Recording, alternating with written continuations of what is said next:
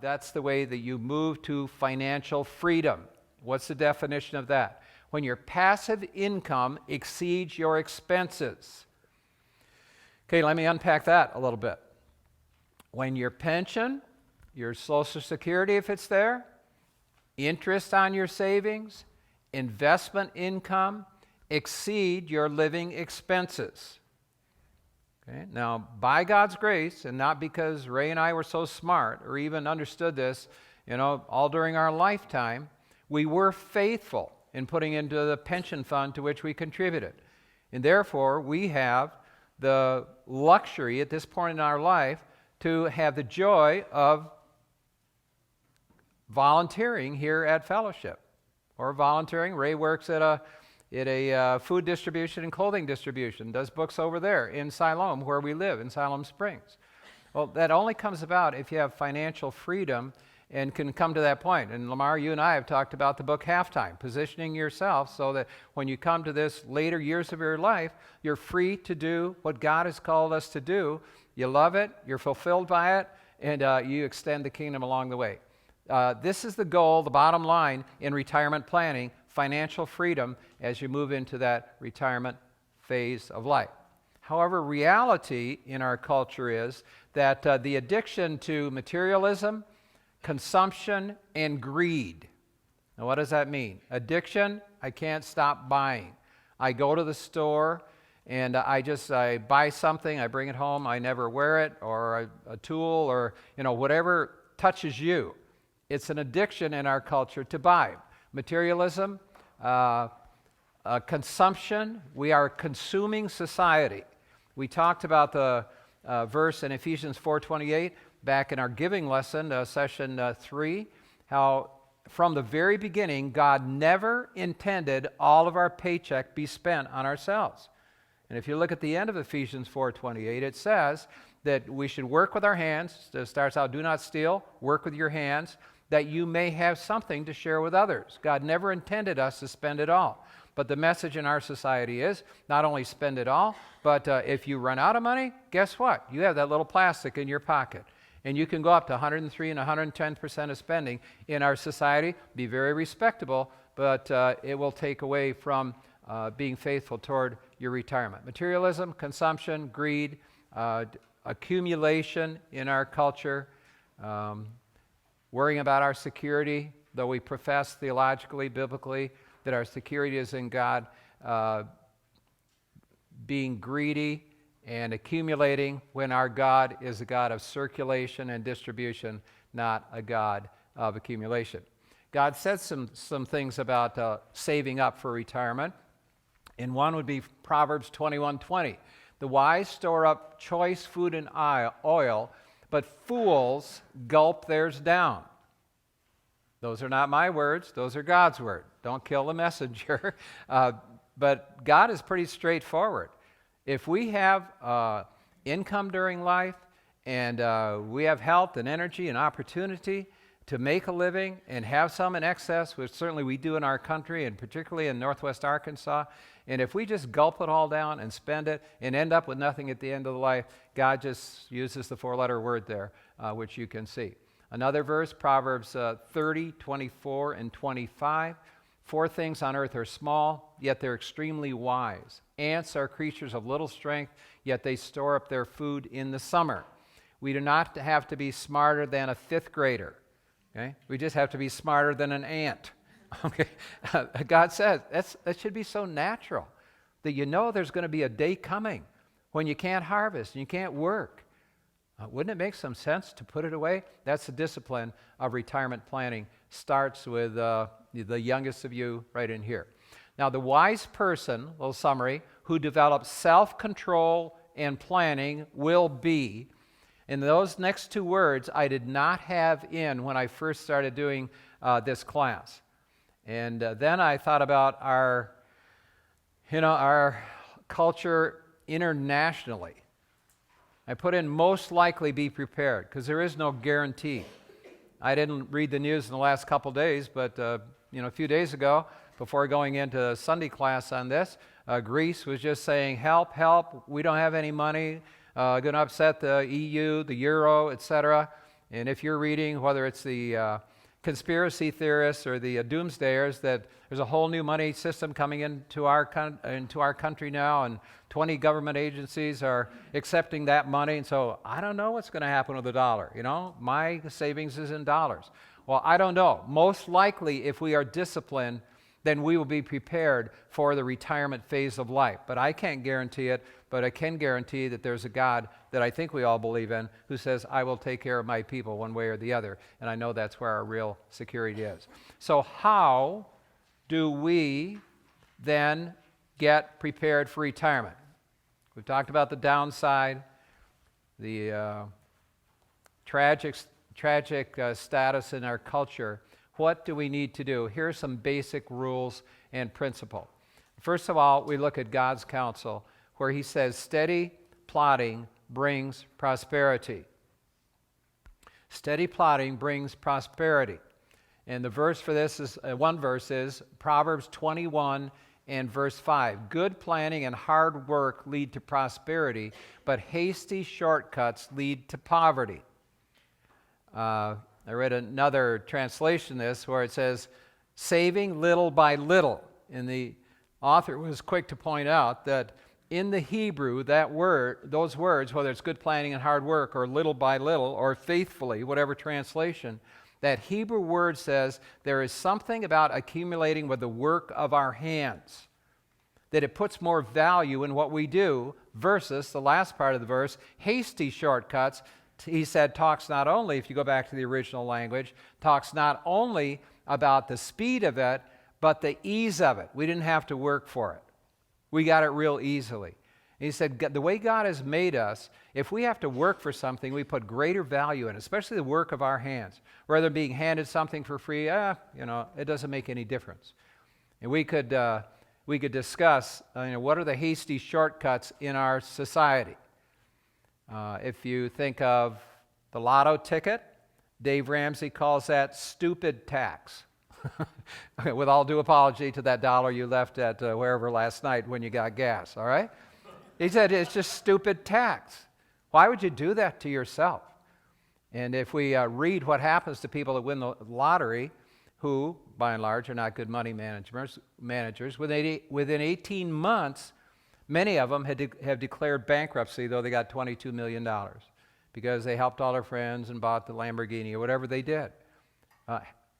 Good planning and hard work lead to prosperity. Hasty shortcuts lead to poverty. It's a biblical principle. I didn't write it. God did. Now, here's a chart coming up. It's a little small, but let me just brief you on this. It's a 30-year span of investing $20 a month. It's 6% interest, a little high to get right now, but the numbers will be coming back, I'm sure, as we move into inflation and so forth. But it shows putting in $20 a month. In the dark blue columns along the bottom are the $20, and then you'll see the light blue is what's earned in interest, and it illustrates the power of compounding. If you did that just for 30 years, and if you got 6% on average, which would likely be possible over a span of 30 years, then you would have just under $90,000 to use for your retirement or whatever your needs were at that time. The power of compounding. However, there's somebody that made a comment on it, and it's the hairy guy in the upper right. Albert Einstein said, compounding is the greatest mathematical discovery of all time, not E equals MC squared. Thank you, Albert. Okay? There is power in compounding. Faithfully putting it away, steady plodding, just doing it with discipline, your retirement plan, your saving, your IRA, and it's amazing what that will be over time if we grow it. Now, how to prepare for retirement? In a way, very simple, but maybe not always easy. Simply said, spend less than you earn, save and invest the difference. That's not new news. One of the shocking things happening in our society today, and Greg Gaynor and I had a conversation on this the last couple of weeks, is that millennials are pulling out of their retirement funds to buy trinkets, okay? A new something that they have to have. And there's a fallacy being sold out there right now that, oh, don't worry about it. You're just borrowing from yourself, from your 401k. But Greg said that he went into a computer or went into a calculator.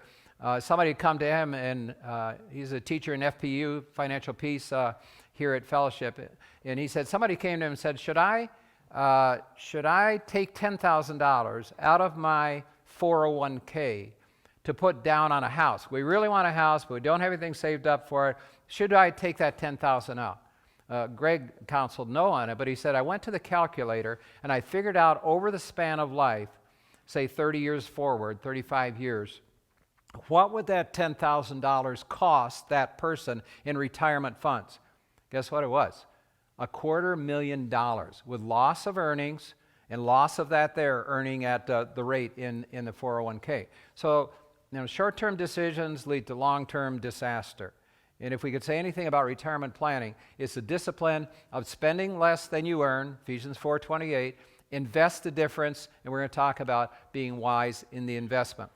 Earlier in one of our classes, we looked at this chart, and again, it's so small, but I can interpret it for you pretty easily. It's the savings rate from 1950 up until actually 2020. The vertical gray bars are recessions. The blue line is not the heartbeat. Well, maybe it is the heartbeat of our country because it's a savings rate. And you can see that whenever there's a recession, then people get scared and the savings rate goes up, but how long does it last? Boom, just comes right back down because we are addicted to materialism, consumption, greed, addiction to having our things. Now, the last vertical gray line is 2007, 2008, where again you see for a little while, people said, boy, we got to quit spending, we got to quit spending. Now, before that, I saw some charts that showed a negative savings rate in our country. The bottom here is 0, but I saw some that were down below, that there were so many people overspending, nothing for retirement, that the cumulative savings rate was below 0. Here it doesn't show it quite down there, but as you can see, even the 07-08 recession has not sobered us. Now savings is going down again as we get out to 11, 12, 13, 14 along the way. So this is indicative of our society. Our key verse, as many of us know for this class, is Romans 12:2. Do not be conformed to this world, but be transformed by the renewing of our mind in Christ Jesus. Do not do like the world saves. Do not do like the world does for planning for retirement, but instead hear God's truth and save up even as an ant knows how to do it. Now, if I go to a financial planner or a financial counselor, what is the first thing that they say about our investments? Diversify your investment. What's amazing to me is that Solomon wrote that same advice almost 3,000 years ago. How did he know that? But listen to what he says. Diversify, divide your investments among many places. For you do not know what risk might lie ahead. Okay? Here's Solomon. Here's a financial planner in 2015. It's the same message. When you're thinking about investing for retirement, nobody knows what is going to go up or down. Will it be gold? Will it be REITs? Will it be securities? Will it be bonds? Will it be mid-cap, small-cap, large-cap? What is going to go up and down? And diversification certainly would be one of God's wise points in doing retirement planning. Now, in a 401k, you may or may not have some control over that. We can ask questions about that later. Oftentimes, that may be a fund that's pre-selected, but keep watch on that. That's why when I talked about the three-legged stool, not all should be in your 401k or 403b. Your own IRA, your own savings plan, whatever. Diversify your investments. Avoid risky investments. We all know that as a kind of a truism, but I want to just tell you today that not only common folk like us may be gullible at that point. In fact, it's amazing to me that when Solomon wrote a verse here, you'll see in a moment, human nature has not changed from 3,000 years ago to now. When we think there's a good deal and we can take advantage of it, then we're ready to do that. one of the most notable ones, and it had to do with Christian organizations, is why so indelibly impressed in my memory. Some of you may remember New Era Philanthropy. The guy was John Bennett, who was going around to Christian organizations in our country with this deal of just, you can't believe how true it is. And many people, and if you look at the list of people who invested $500 million into the New Era Philanthropy Fund before Security and Exchange Commissions shut it down as a Ponzi scheme, you would be amazed. World Vision, Wheaton College, James Dobson, Moody Bible Institute, I think Biola was in it, and you go down the list. So it's not just folks that are not sophisticated can be smart enough to avoid risky investments. We all have a bit of greed in us, and we say that's a good deal. I can't let that go. We'll look at the indicators of a risky investment here in a moment. First is unusually high rate of return. And that's what John Bennett said to the boards of those Christian organizations who are overseers of God's money. You just put it in here, and boy, within 12 months' time, it'll double. Or I don't know what the numbers were, but it was so gold-plated that even people who are very wise could not turn it down. Unusually high rate of return. We all know when a deal looks too good to be true, it is too good to be true. Exactly. But sometimes it's just too tempting, and we may step into it. Decision must be made quickly. This is only going to be open until we see this, at least I do on my computer all the time. We're going to take this down in 24 hours. You got to do it right now. Click, buy right now. Give me your credit card number, or your PayPal. You go back 48 hours, guess what? It's still there. But we're so tempted it's going to go, and I'm not going to take advantage of that. Decision must be made quickly. Little said about risk or loss. John Bennett never said to those boards of godly men and women who were leading those organizations, this is not guaranteed. There is no guarantee. It may work out. Well, it didn't work out. And $135 million went down the drain of money that God's people had given to those organizations before it was all stopped and John Bennett was arrested. Next strategy, maximize returns on your assets and investments. And one of the things I think about here is fees and charges on your investments. And be wise about that. If you have something invested and you look in your statement and you find out there's a 1% charge on it and you're only making 2 or 3%, that's a third of your earnings. Where there are places to invest out there where it's a portion of that, a portion of 1%. Be wise in looking at fees and charges. Be wise in where your investments are and how many times your stocks or investments are turned over in a period of a year. Because every time there's a turnover, there's a charge for doing that, and you're taking away from your earnings. And as Greg Gaynor said, if you take away today and then you go out 30 years, the loss there is huge.